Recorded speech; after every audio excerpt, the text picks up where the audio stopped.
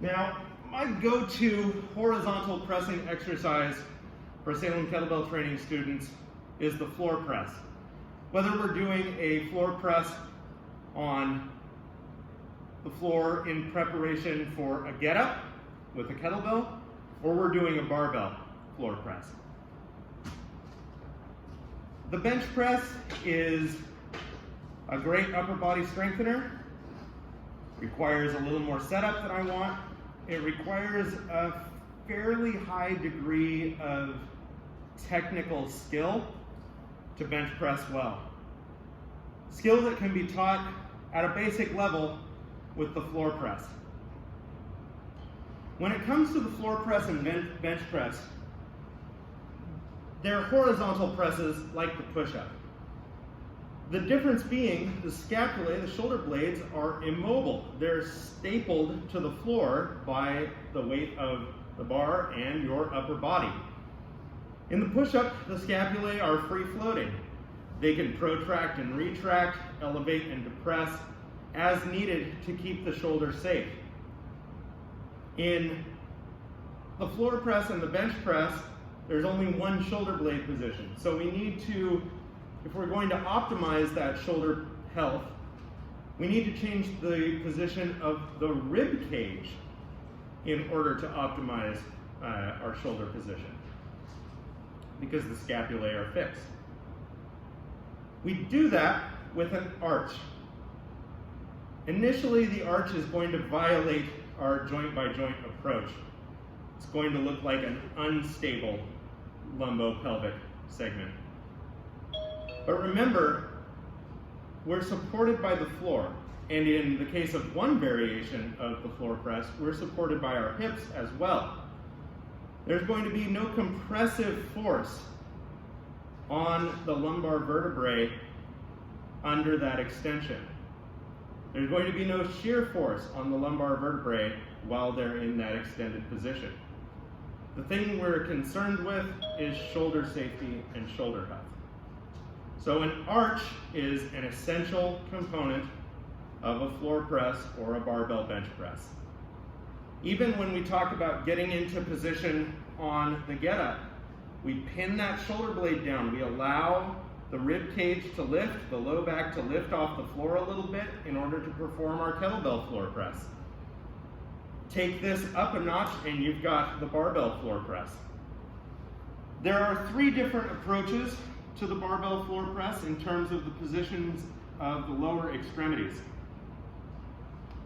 I'll go over all 3 and then I'll give you my personal preference and the reason why.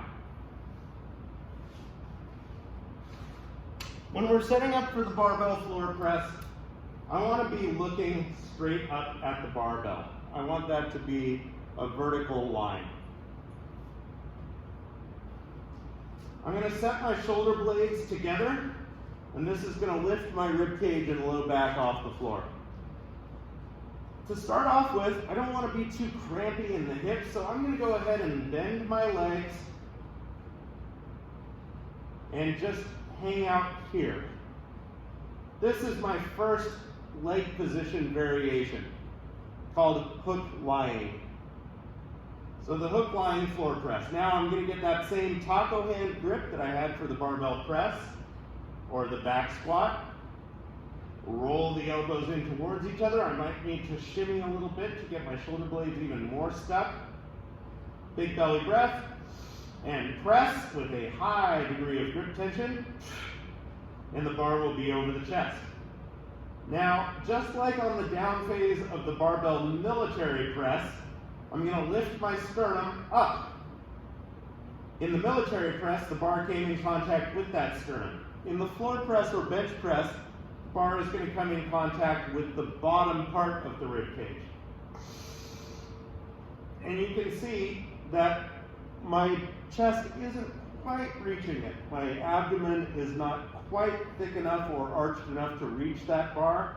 That's not a problem. So my elbows are now pinned to the floor by the bar. I might need to take a second sip of air down here,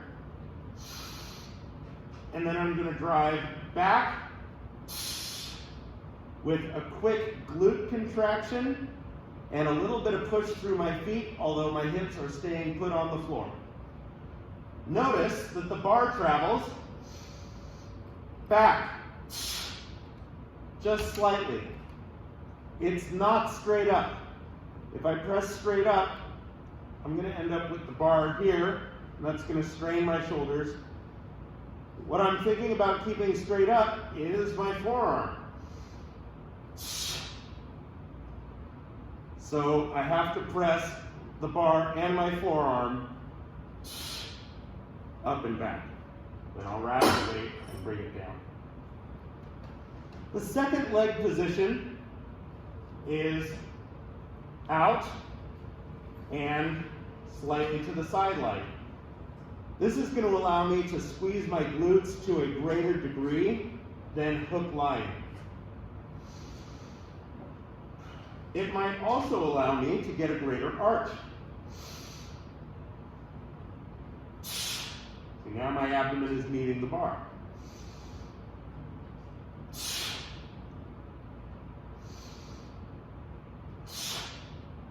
The third leg position, and my favorite, is the high hip bridge floor press.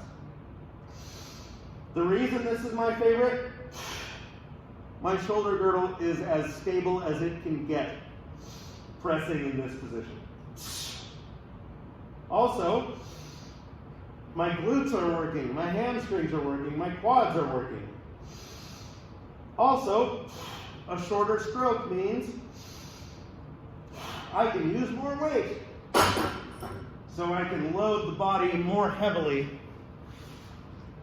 with that high hip bridge than I can in either the straight leg or hook lying position of the floor press.